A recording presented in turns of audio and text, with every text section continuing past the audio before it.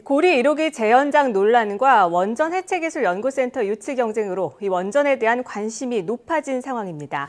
게다가 최근 정부가 원전 2기를 추가로 건설하겠다고 밝히면서 원전 문제가 우리 사회의 뜨거운 감자로 다시 떠올랐습니다. 자세한 내용 경희대 원자력공학과 정범진 교수 전화로 연결해 알아보겠습니다. 교수님 안녕하세요. 네, 안녕하세요. 네, 요즘 원전 2기 추가 건립 지역이 삼척하고 영덕 두 곳 중 한 곳으로 좁혀졌는데 이 삼척하고 영덕이 주요 후보지에 오른 이유가 뭘까요? 원래 전력 설비는 국가의 근간이 되는 중요한 설비이기 때문에 그 전원 개발에 관한 특례법이 만들어지면서 전국에 여러 가지 후보지를 잡아두었었습니다. 그 가운데 이제 발전소 건설이 이루어지지 않은 곳들이 이제 김대중 정부 때 상당수 지정고시를 해제한 것이고요.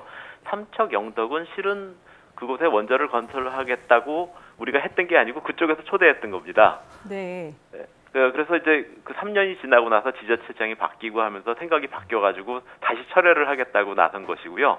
저희가 맨 처음부터 나가서 원전 건설을 하겠다고 했던 곳이 아닙니다. 예. 네. 그럼에도 불구하고 반대를 지금 벌써부터 해당 지역 주민들이 반대 서명을 펼치고 있는 상황인데 지역이 선정이 된다고 하더라도 주민들이 반대가 걸림돌이 되지 않을까요? 민주주의 사회에서 국민 의견은 항상 중요합니다. 반대하면 걸림돌이 됩니다. 그런데 이제 그 반대가 어느 정도 합리적인 것인가 하는 것들을 좀 봐야 되고요. 네네. 또 하나는 이 반대하는 분들 가운데서도 무조건적인 반대하는 분들이 있고 원전 건설을 함으로써 반대급부로 주어지는 지역의 혜택이 충분치 않기 때문에 반대하시는 분들도 계시거든요. 그래서 이런 분들에 대해서 충분히 만족할 수 있는 안을 저희가 내는 것들도 굉장히 중요합니다. 반면에 또 굉장히 중요한 것은 그 어떤 지역에 너무 많은 지원을 하게 되면 결국은 전기값이 비싸지고 이것은 결국은 전 국민이 부담하는 것이기 때문에 단지 이건 한수원과 지자체의 문제만은 아닙니다. 그렇죠. 아무래도 이게 뭐 금방 해결될 문제도 아니고 금방 해결해서도 안 되는 문제이긴 합니다. 네. 자, 원전 2기 추가 건설은 사실 정부가 석탄 화력발전소 4기를 짓겠다던 계획을 없애고 결정한 거예요. 하지만 일부 환경단체에서는 뭐 원전도 필요 없고 화력발전소도 필요 없다 이렇게 얘기하고 있는데 이거에 대해서 어떻게 생각하시는지요? 예, 그 환경하시는 분들이 쭉 그렇게 주장을 하셨습니다. 그리고 지난 10년간 쭉 공급 위주의 정책을 탈피해서 수요 관리 위주로 가겠다. 뭐 이런 식으로 쭉 주장을 해갖고 발전소 건설을 억제했거든요. 그것 때문에 지난 3년간 여름과 겨울에 전력 수급 위기가 엄청났었죠. 뭐 에어컨도 못 틀고. 근데 국민들이 반드시 아셔야 될 것이 뭐냐면 전력 수요는 아침에 다르고 저녁 때 다르고 계절에 따라 다르고 월별로도 다 다릅니다. 그런데 전력 수요의 공급 목표는 여름철에 가장 전기를 많이 필요로 하는 첨두치를 공급할 수 있는 능력을 확보하는 겁니다. 이 기간은 1년 중에 1, 2주밖에 안 됩니다. 다시 말씀드리면 1년에 한 50주 정도는 항상 전기가 남습니다. 남는 것이 정상이고 그렇기 때문에 뭐 평소에 남는다고 해서 전기 남으니까 이제 더 이상 짓지 않아야 된다. 이렇게 주장했다가는 또 정전 납니다. 네, 그렇군요. 그러니까 한쪽으로 치우쳐서 건립을 무조건 반대할 수는 없는 상황인데요. 이 원전과 관련된 또 하나의 이슈가 있습니다. 바로 원전 해체 기술인데요. 최근에 원전 해체 기술을 연구하는 종합연구센터도 더불어서 큰 관심을 끌고 있습니다. 각 지자체의 유치 경쟁이 가열되는 양상인데 언제쯤에 최종 결정이 좀 날 것으로 보십니까?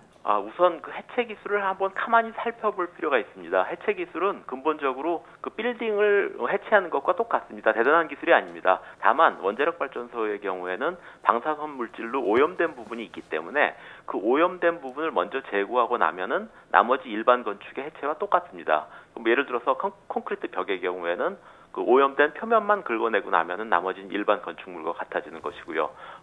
그 파이프 같은 경우에도 그 표면을 녹여내는 용매를 순환시켜가지고 표면 부분을 딱 걷어내고 나면은 일반 공장처럼 그냥 절단해서 철거하면 되는 겁니다. 다만 이제 기술적인 선택이 남아 있습니다. 예를 들어서 오래 놔뒀다가 방사선이 줄어든 다음에 폐로할 것인지 아니면 되도록 빨리 폐로할 것인지 또 이런 기술의 선택에 따라서 필요한 기술의 내용이 틀려집니다. 로봇가 들어가서 해야 될지 아니면 차폐복을 두껍게 입고 나가서 해야 될지 아니면 그냥 맨몸으로 들어갈지 이런 것들이 기술적인 선택에 의해서 결정되는 것들인데 지금 연구개발하고 있는 것들은 아직 기술적인 선택 이전에 순수 연구개발 차원에서 연구를 하고 있는 것이고 기술적인 선택은 결국은 한수원이 나중에 해야 됩니다. 그래서 지금 그 실증센터에 대해서 조금 더 말씀을 드리면 이게 약간 부풀려져 있는 것들이 굉장히 많습니다. 정부에서 이제 어떤 순수 연구개발 차원에서 해체 기술을 준비하고 있지만 아직 실증센터가 구체적으로 논의될 만큼 기술적인 선택이 이루어진 상황은 저는 아니라고 봅니다. 예. 또 하나는 그 지자체에서는 이것들이 뭐 수조가 이루어지는 산업이다 뭐 이런 생각들을 많이 하고 있는데, 첫 번째로는 이것들이 지자체에 유치되었을 때 지자체가 먹을 수 있는 게 뭔가를 좀 따져봐야 됩니다. 다시 말씀드리면 지자체의 지역 경제가 활성화될 것인지, 큰 돈이 지자체에 유입이 될 것인지, 아니면 지자체의 지식 인력이 유입이 될 것인지, 이런 것들이랑 관계없이 그냥 이게 큰 산업이라더라 해가지고 거품처럼 막 일어나 있는 겁니다. 사실 예. 이런 것들이 해당 사항이 되지 않고요. 또 하나는 해체 비용의 상당수가 방사선 폐기물 처분 비용입니다. 예. 예를 들어서 3조면 1조 5천은 방사선 폐기물 처분 비용으로 들어갑니다. 그 지역에 떨어지는 것이 아니라. 그래서 사실 약간은 장밋빛 꿈을 꾸고 있는 것이 아닌가 싶은 생각이 듭니다. 네. 약간 막연한 기대감 때문에 뭐 유치 경쟁한다 이러고 있는데, 네. 그렇다면 이 원전 해체 기술 연구센터가 건립될 지역이 좀 생각해야 될 점, 갖춰야 될 점은 뭐가 있을까요? 기본적으로 투자의 기본은 돈, 땅, 사람, 요 세 가지 요소죠. 그러네요. 사람은 기술력 말하는 거고요. 예, 예. 근데 특별한 기술력이 없을 때는 결국은 부지를 얼마만큼 제공할 것이냐, 부지가 얼마만큼 발전소 인근에 가까운 것이냐, 그 다음에 뭐 지자체는 매칭 펀드를 얼마만큼 제공할 것이냐, 이런 것이 답이라고 생각하고요. 근데 가만히 생각해 보면은 방사선 물질로 오염된 설비를 원전 부지 밖에 연구센터로 끄집어 나와서 오염을 제거하는 것들은 굉장히 큰 일입니다. 예. 현지에서 오염을 제거하는 것이 상식이고요. 그래서 사실은 이 원전 해체에 대해서 좀 구체적으로 생각해 봐야 되는데, 지금은 굉장히 지자체장이 뭐 재선을 위한 홍보용으로 뭐 유치하겠다 선언하고 뭐 이러다 보니까 네네. 이런 것들이 좀 거품이 많고요. 또 하나는 지금 현재 고리 같은 경우에도 원래 원자력 발전소를 정지하고 나서 최소한 7년 이상 사용 해결료를 냉각한 후에 사용 해결료를 다른 곳으로 옮기고 나서 이제 해체를 하게 돼 있습니다. 예. 그리고 또 하나는 원자력 발전소가 있고 그 주변에 있는 서비스 빌딩들은 뭐 터빈 빌딩 이런 것들은 방사선이 없거든요. 그래서 그쪽들을 먼저 철거를 하고 그 다음에 7년 정도 기다렸다가 사용 해결료를 다른 곳으로 옮기고 이제 철거를 하게 되는데, 지금 고리 같은 경우에는 지금 그 공용 시설이 있기 때문에 서비스 빌딩을 철거할 수 없습니다. 네네. 그러니까 당장 폐로를 한다 하더라도 철거할 것이 없고 7년 후에 사용 해결료를 옮겨 놓을 것도 없습니다.